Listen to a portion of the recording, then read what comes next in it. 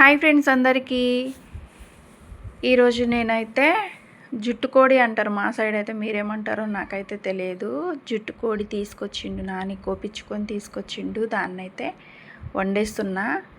ముందుగా చికెన్ అయితే కుక్కర్లో కొంచెం పసుపు, ఉప్పు, కొంచెం వాటర్ వేసుకొని అయితే ఉడకబెట్టేసుకున్నా. ఇప్పుడు దాన్ని పోపు వేసుకుంటున్నా అనమాట. స్టవ్ మీద కడాయి పెట్టుకొని ఆయిల్ పోసుకొని కొంచెం బిర్యానీ పువ్వు ఒకటి, చెక్క, లవంగాలు, ఇలాచి, షాజీరా వేసుకున్న. తర్వాత ఏమో ఆనియన్స్ వేసుకున్న. తర్వాత జీడిపప్పు వేసుకున్నా అనమాట.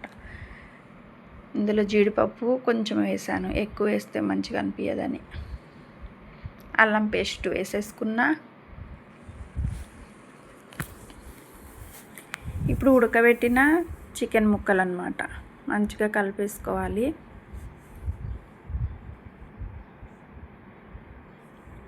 లివర్ అయితే నాని కాల్చుతున్నాడు, మంట మీద కాల్చుకొని తింటే మంచిగా ఉంటుంది.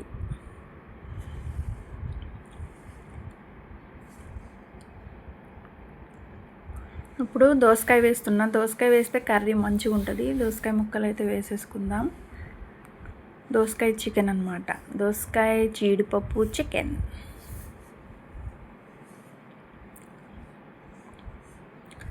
తగినంత సాల్ట్ వేసేసుకుందాము. లివర్ అయితే ఫ్రై అవ్వచ్చింది, కాల్చడం అయిపోవచ్చింది. ఇప్పుడు మంచిగా కలిపేసుకోవాలి. దీంట్లో కొంచెం పసుపు వేసేసుకుందాం.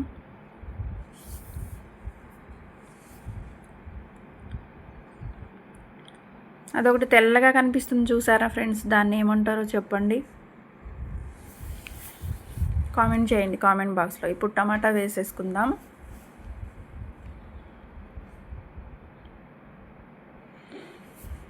ఇంకేంటి ఫ్రెండ్స్ చెప్పండి, అన్నం తిన్నారా లేదా, ఏం కర్రీ వండుకున్నారు? కొంచెం పచ్చిమిర్చి అయితే ఒక 4 వేసుకున్నా, లాస్ట్లో వేసుకుంటే మంచిగా ఉంటుందని.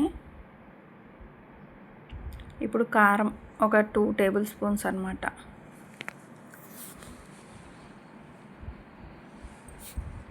మంచిగా కలిపేసుకొని కొంచెం సేపు మగ్గనిచ్చి, ఇప్పుడైతే ఉడకబెట్టిన వాటర్ అయితే కొంచెం మిగిలిపోయినాయి, ఇందులో పోసేసుకుంటున్నాను అనమాట. మంచిగా కలుపుకొని మరగనివ్వాలి ఆ పులుసు ఇంకిపోయే వరకు.